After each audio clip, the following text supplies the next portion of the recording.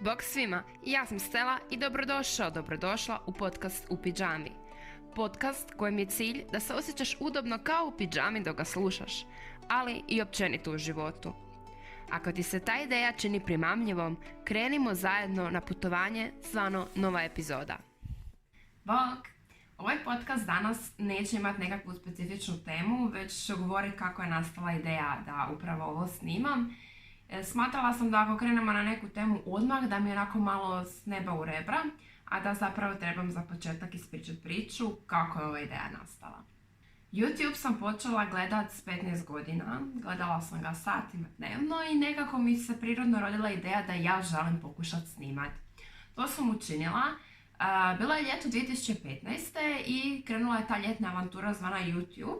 Najbolji video mi je došao čak do 200 pregleda, wow, ali nije moglo vjerojatno ni bolje jer je trajalo samo 2 mjeseca iz razloga što sam živjela u đačkom domu. Nisam baš imala neke uvjete za rad na YouTube-u jer sam, te godine dijelila sam sobu ili sa 6 ili s 8 djevojaka i stoga nisam imala baš nekakve ni uvjete, ali ni od škole ni pretjerano vremena za bavljanje YouTube-om i tu se to ugasilo.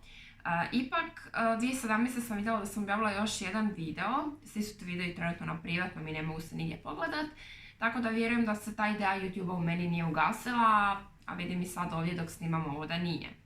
Ovaj podcast je nastao zbog pisanja.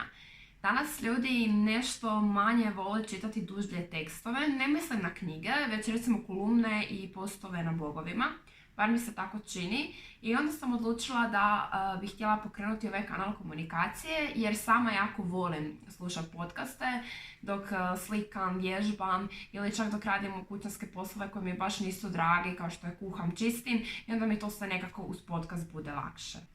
Ako se pitate kakav je to naziv U pidžami i zašto sam ja u pidžami, to je zato što sam odlučila od glavne šale mojih bliskih ljudi napraviti projekt, odnosno naziv ovog podcasta. Ja sam stalno u pidžami kada sam kod kuće, znam da su drugi ljudi vjerojatno u trenirkama, ali ja volim pidžamu i smatram da mi je u njoj najudobnije, želim da mi je udobno, a želim da mi je udobno i u životu i to je upravo cilj ovog podcasta.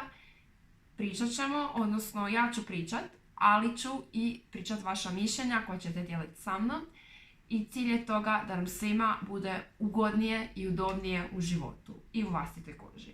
Koje su to teme o kojima bismo mi mogli pričat? Nisam sigurna, nemam plan. A to je jako čudno i ironično jer ja sam osoba koja inače uvijek ima plan, ali znam da to nećemo raditi samostalno, odnosno nema smisla da ja tu pričam svoje mišljenje o nekim temama. To sam mogla sve lijepo odmisliti pod tušem i spasiti se ove muke zvane snimanje, editiranje i sve ostalo što ide s tim, jer ako niste nikad probali, nije tako jednostavno. Cilj mi je da što češće gost ovog podcasta budeš upravo ti. Ti koji ovo slušaš, pratiš, komentiraš, koji mi pišeš u inbox svoja iskustva i da ja ta sva iskustva i mišljenja dijelim sa ljudima koji ovo slušaju i tako da zajedno iz dana u dan se osjećamo udobnije u svojim pidžamama, odnosno kožama.